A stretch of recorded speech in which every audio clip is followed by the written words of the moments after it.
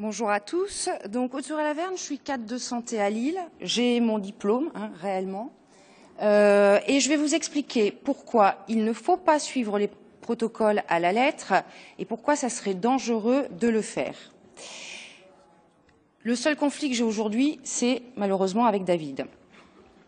Alors, effectivement, quand on parle de qualité, de sécurisation, on pense toujours à l'aéronautique qui, il est vrai, a des résultats absolument exceptionnels en termes de sécurité.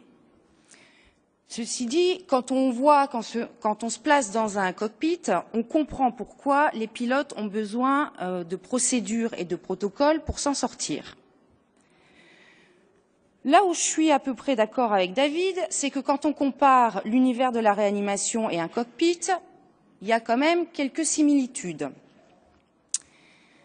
Cependant, je vous pose la question, est-ce que les protocoles suffisent à garantir la qualité des soins? Nous sommes dans un contexte absolument différent d'un Boeing, d'un Airbus, je ne fais pas de pub. Ce qui nous différencie, c'est le patient. Le patient, j'enfonce des portes ouvertes, mais c'est un être humain, avec des réactions qui sont non standardisables. Quand on se place en plus dans le contexte de la réanimation, interviennent la gravité des patients qui peuvent être variables, des défaillances multiviscérales, donc variables aussi, une charge de travail importante, de nombreux intervenants, un environnement très complexe et des techniques qui sont nombreuses. Alors, d'accord, la formalisation des pratiques s'est imposée avec notamment la certification de la Haute Autorité de Santé et un certain nombre de travaux réalisés par les sociétés savantes. Mais faut-il céder à la standardisation des soins sous prétexte de maintenir la sécurité? Je vais reprendre un petit peu la définition d'un protocole. Donc, c'est un descriptif de techniques à appliquer, on a la même avec David. Et donc, le protocole est considéré comme un référentiel et donc c'est un standard de soins. Alors, protocole, procédure, fiche technique, finalement, je pense que la dénomination, ce n'est pas ça qui est important, c'est l'esprit. Si on reprend quand même un tout petit peu ce qui est dit par le ministère de la Santé, la fiche technique, c'est une description méthodique, chronologique des opérations successives à effectuer pour la réalisation d'une tâche ou d'un acte de soin, et il est écrit qu'elle doit être validée, remise à jour périodiquement lors de chaque évolution technique, scientifique et législative. Et vous allez voir après où je veux en venir. Parce que c'est un milieu, la réanimation, particulièrement technique, avec de nombreuses évolutions. Le nombre de publications scientifiques est absolument considérable, en constante évolution. Et la veille réglementaire est assez peu faite. Qui peut me dire qu'il regarde le bulletin officiel tous les matins en arrivant dans son service? D'autre part, il y a des conditions réglementaires à l'application du protocole. Code de santé publique, je n'invente rien. Un protocole, il doit être élaboré conjointement entre les médecins et les infirmiers impliqués dans la mise en œuvre. Il n'est pas question qu'un cadre de santé fasse son petit protocole dans son bureau et le sorte à son équipe le lundi matin. Ça doit être validé par l'ensemble de l'équipe médicale. Je dis bien l'ensemble de l'équipe médicale et la direction des soins. Il doit être daté, signé par le médecin responsable et par le cadre, diffusé à l'ensemble du personnel, remis aux nouveaux à l'arrivée, accessible en permanence, pas dans un bureau, évalué, réajusté. À chaque fois qu'il est réajusté, il doit être redaté, resigné par les intervenants, révisé au minimum une fois par an et revalidé à chaque changement d'un des signataires. C'est l'ensemble de ces conditions qui font qu'un protocole est valide. Eh bien, combien de protocoles dans nos services sont conformes à cette réglementation? D'autre part, l'élaboration d'un protocole, ça ne se fait pas par hasard. Un protocole, ça doit être basé sur des recommandations. Et d'ailleurs, la HAS a élaboré un guide assez important, je vous fais grâce de la lecture totale, qui explique comment on établit un protocole et ils expliquent que ça doit être basé sur les recommandations de bonnes pratiques. Et donc la méthodologie d'élaboration des bonnes pratiques est, elle aussi, en plus du protocole, extrêmement rigoureuse. Comment on établit des recommandations de bonnes pratiques? Eh bien, il faut faire une revue systématique et une synthèse de la littérature. Donc, il faut produire un argumentaire scientifique. L'argumentaire scientifique, c'est pas en allant sur infirmier.com ou sur Google. Donc, c'est pas simple. Et donc, ça nécessite une analyse critique de la littérature qui est encore très peu faite dans nos services. Même en prenant ces précautions pour établir des recommandations de bonnes pratiques, se pose la question du niveau de preuve des recommandations qu'on utilise. Parce que certains d'entre vous ne le savent peut-être pas, mais quand des recommandations sont établies, il y a encore une phase d'analyse de ces recommandations et ces recommandations sont gradées. Et donc, il y en a qui ont un haut niveau de preuve scientifique. On peut se dire on est à peu près sûr de ne pas se tromper. Il y en a d'autres qui sont beaucoup plus contestables.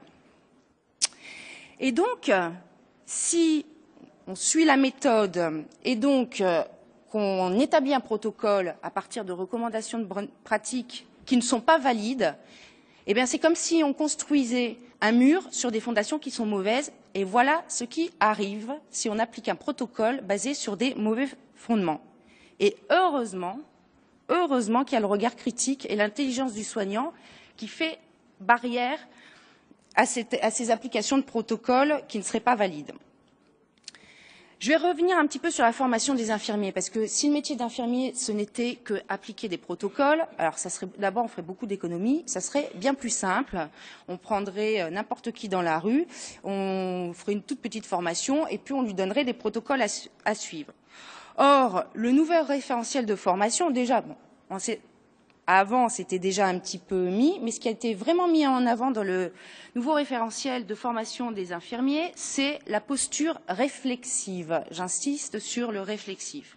Et dans les unités d'enseignement, ce qui est particulièrement important, c'est le raisonnement et la démarche clinique infirmière. De la même manière, référentiel de compétences des infirmières, le référentiel, j'allais dire, général, qui précise, qui donne quelques précisions sur le métier d'infirmière.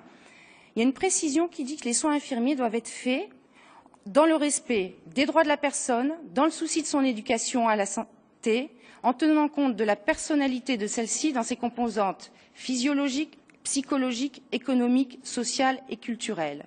Ça veut dire que on sait que chaque patient est différent. Ça veut dire que chaque infirmier doit adapter ses soins en fonction du patient qu'il a à soigner. Or, il faut m'expliquer comment on pourrait faire des protocoles qui s'adaptent à l'ensemble des patients que nous avons en charge. Effectivement, la Société de réanimation de langue française s'est intéressée à la compétence des infirmières de réanimation, a fait une très belle production. Voilà, avec un certain nombre de précisions. Et le groupe n'a pas oublié de préciser dans les compétences que l'infirmière dispense des soins. Je vous ai pris un exemple. Là, j'ai même pas mis dans quelle situation parce qu'on retrouve dans toutes les situations. Il est précisé qu'il fallait assurer le bon fonctionnement et la sécurisation des dispositifs en place et en prenant compte de l'état circulatoire du patient et en regard de sa situation particulière. Sa situation particulière, ça veut dire le patient dans toutes ses composantes, ce qu'on a vu juste avant. Donc, pour en revenir aux compétences infirmières, ça ne se résume pas à effectuer une série de tâches. L'infirmière n'est pas là pour appliquer à la lettre strictement des tonnes de protocoles. Il est important de prendre en compte les éléments sociaux, physiques, psychologiques et émotionnels nécessaires à des soins de haute qualité. D'ailleurs, c'est assez démontré.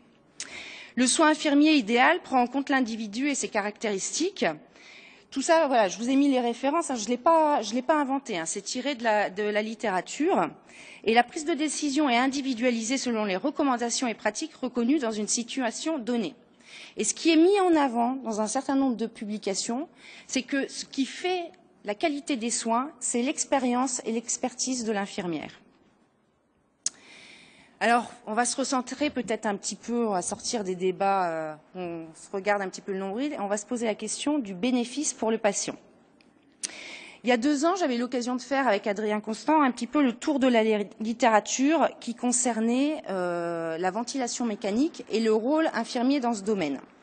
Donc voilà, on a analysé un petit peu la littérature internationale. Et en fait, on est bien d'accord que la présence et la participation des infirmières à un certain nombre de domaines, notamment le sevrage de la ventilation, est bénéfique pour le patient. Ceci dit, ce qui est quand même intéressant à souligner, c'est que dans un certain nombre d'études, quand on comparait le sevrage de la ventilation fait par les infirmiers et le sevrage de la ventilation fait par des systèmes automatisés, le système automatisé, alors pour le coup, il suit le protocole, voilà, c'est informatique. Eh bien, quand c'était géré par les infirmières, les résultats étaient meilleurs que quand c'était géré par un système automatisé. Et quels étaient les facteurs déterminants? Alors, il y avait d'autres études aussi qui regardaient le rôle des infirmiers. Et qu'est-ce qui était déterminant dans la réussite des infirmières comparée à d'autres méthodes? C'était l'expertise. Et donc, les pays qui avaient les meilleurs résultats, ce sont des pays où les infirmières ont des masters. Et puis, l'autre phénomène déterminant, c'est le ratio un infirmier pour un patient.